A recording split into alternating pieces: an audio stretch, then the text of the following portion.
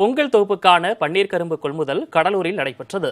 குறைவான விலைக்கு வாங்கிய பிறகு கரும்பின் உயரம் குறைவாக இருப்பதாக ரேஷன் கடை ஊழியர்கள் கூறுவதாக விவசாயிகள் குற்றம் சாட்டுகின்றனர். விவரங்களை செய்தியாளர் ஸ்ரீதரிடம் கேட்கலாம். ஸ்ரீதர், என்ன நடந்தது? முழு விவரம். கடலூர் மாவட்டத்தில் 700 ஏக்கருக்கு அதிகமாக பன்னீர் கரும்பு பயிர் செய்யப்படுகிறது. இந்த பன்னீர் கரும்பு கடலூர் மாவட்டத்திற்கு போதுமானதாக இருக்கும் வேளையில் மற்ற மாவட்டங்களில் பன்னீர் கரும்பு இல்லாத மாவட்டங்களில் இங்கு மீன் இருக்கும் கரும்புகளை வாங்கி செல்லலாம் என அரசு அறிவித்தது. குறிப்பாக பன்னீர் கரும்பு விவசாயிகள் தொடர்ந்து பல்வேறு விதமான போராட்டங்கள் நடத்தார்கள்.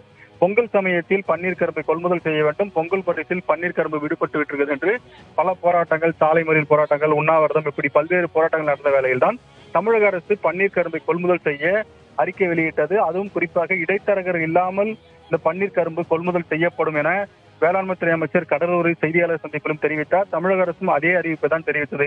இடைத்தரகர்கள் இல்லாமல் பன்னீர் கரும்பை கொள்முதல் செய்யப்படும் என்று அறிவிக்கப்பட்ட வேளையில் விவசாயிகளுக்கு இது மகிழ்ச்சியாக இருந்தது. நமக்கு நல்ல விலை கிடைக்கும், அரசு கொள்முதல் செய்வதாக உறுதியளித்திருக்கிறது. குறிப்பாக தமிழக முதல்வர் விவசாயிகள் மீது கவனம் செலுத்துகிறார் என்ற ஒரு நம்பிக்கை இருந்தார்கள். இந்நிலையில் தான் மதனகோபாலபுரத்தில் பன்னீர் கரும்பு வாங்குவதற்காக ரேஷன் கடை ஊழியர் அணுகியிருக்கிறார்கள்.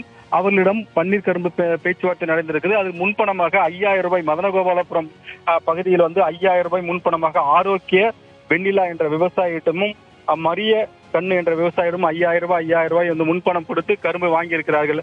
ஆனால் அதன் பிறகு அந்த கரும்பை ஏற்ற வரவில்லை. அவர்களை தொடர்பு கொண்ட போது அந்த தொடர்பை அவர் தொடர்ந்து துண்டித்துள்ளார். அது மட்டும் இல்லாமல் பன்னீர் கரும்பு வெட்டிய பிறகு அதன் உயரம் குறைவாக இருப்பதாகவும் இதனால் இது வேண்டாம் என்று கூறியதாக கூறப்படுகிறது. இதனால் அந்த விவசாயிகள் தற்போது நிலத்தில் கண்ணீர் விட்டு கதறி அழுகிறார்கள். எங்கள் கரும்பை வெட்டாமல் இருந்தால் கூட நாங்கள் வேறு யாராவது விற்பனை செய்திருக்கிறோம், ஆனால் வெட்டி வையுங்கள் என்று கூறி முன்பணம் கொடுத்ததனால் நாங்கள் வெட்டி கரும்பை அடுக்கி வைத்திருக்கிறோம், தற்போது வேண்டாம் என்பது கூறுவது எங்களுக்கு அதிர்ச்சி அளிக்கிறது. இது குறித்து தமிழக அரசு உடனடியாக நடவடிக்கை எடுக்க வேண்டும், கண்ணீருடன் வேண்டுகோள் வைத்தார்கள்.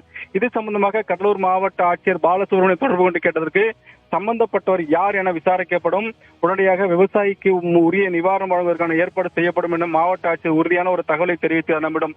ஆனால் அந்த பகுதியில் மற்ற சிலரிடம் அதே போல் கரும்பை வாங்கியிருக்கிறார்கள். ஆனால் தமிழக அரசு உரிய விலை கொடுத்து வாங்க வேண்டும் என்று தெரிவித்த வேளையில் குறைந்த அளவு 13 ரூபாய் 50 காசுக்கு அந்த கரும்பு வாங்கப்பட்டதாக சொல்லப்படுகிறது. ஆனால் அந்த கரும்பை முழுமையாக எடுத்து செல்லவில்லை.